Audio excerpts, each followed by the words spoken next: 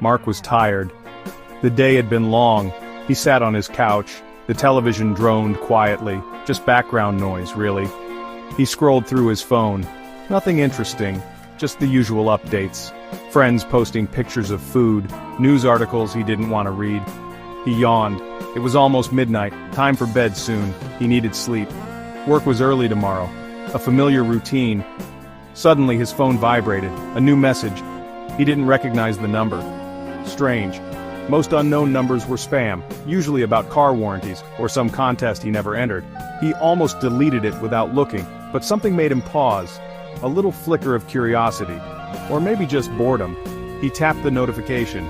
The message opened. Just 3 words. "I see you," he frowned. "I see you." What did that mean? A prank? Kids in the neighborhood? They sometimes did stupid things. He lived on a quiet street. Not much happened here. He looked at the number again. No area code he knew. Odd. Maybe a wrong number. Someone typed it in wrong. That had to be it, just a simple mistake. People made mistakes all the time. But a small, cold feeling started in his stomach. It was late, very late for wrong numbers. And the words, "I see you," not "hi" or "who is this," just that. Direct. A little creepy.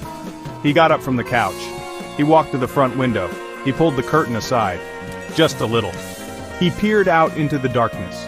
The street was empty. Streetlights cast yellow pools. No one there. Mark let the curtain fall back into place. Nothing. Of course there was nothing. He was being silly. It was just a text message. A stupid text message. He told himself to forget it. He went to the kitchen, poured a glass of water. His hand shook a little. He noticed that. Annoying. Why was he letting this bother him? He was a grown man, not a scared kid. He drank the water. It tasted flat, or maybe his mouth was dry. He walked back to the living room. The phone was still on the coffee table, screen dark. He didn't pick it up. He didn't want to see that message again. He decided to ignore it, completely. If they sent another, he would block the number. Simple. Problem solved. He felt a bit better. More in control, but the house felt different now. Quieter, or maybe too quiet. Every little sound seemed louder. The hum of the refrigerator, the tick of the old clock in the hall. He'd never noticed them so much before. It was like the silence was listening, waiting. He shivered. The room felt colder too. He checked the thermostat. It was normal, set to its usual temperature. He rubbed his arms. He tried to watch TV again, but he couldn't focus. The words from the screen didn't make sense. His mind kept going back. Back to the phone. Back to the message. "I see you." Who could have sent it? Why? Was someone playing a game with him? A sick game. He felt a prickle on his neck, the feeling of being watched. It was strong now, he couldn't shake it. Mark turned off the television. The sudden silence was heavy. It pressed in on him. He stood up. He needed to check the locks. Front door, back door, windows. He always checked them, but tonight it felt more important, urgent. He moved through the quiet house. His footsteps echoed slightly on the wooden floors. Each step seemed loud, too loud in the stillness. He reached the back door. The lock was secure, bolted. He peered through the small glass panel. The backyard was dark. Trees swayed gently in the slight breeze. Their branches made dancing shadows like long, thin fingers, reaching. He watched them for a moment. Then, he saw it, a shadow. Different from the tree shadows. It moved quickly, near the fence, too big to be a cat. His heart jumped. What was that? An animal? A deer, maybe? They sometimes came into the yards, but it moved like a person. Crouched, quick, gone. Just like that. He strained his eyes. Nothing. Just the trees. The normal night sounds. Had he imagined it? A trick of the light? The shadows playing games with his tired mind? That was possible. He was tired. Very tired. But the image stayed. Burned into his brain. The shape. The speed. It didn't feel like an animal. It felt human. Someone out there.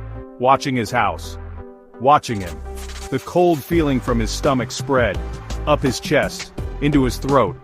He backed away from the door, slowly. He didn't want to make a sound. He felt a new kind of fear, sharper, more real.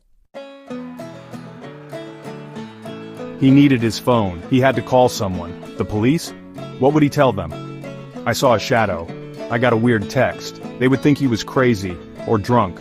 But he needed to do something. He couldn't just stay here, waiting. He hurried back to the living room, to the coffee table. where he left his phone. He reached for it. His hand touched the smooth wood. Empty. The phone was gone. His breath hitched. No, it couldn't be. He had just seen it there, before he went to the kitchen, before he checked the doors. It was right there. He was sure of it. He patted the couch cushions, frantically.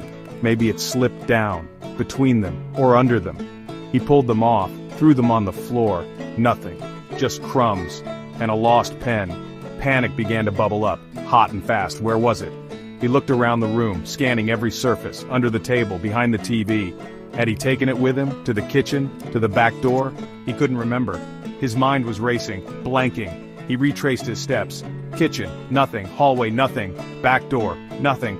The phone was not there. It had simply vanished. How? How could it be gone?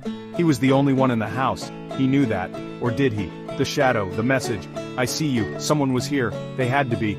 They took his phone, to stop him from calling for help. The thought hit him like a punch. He was trapped, isolated. No way to contact the outside world. The silence of the house now seemed menacing, full of unspoken threats.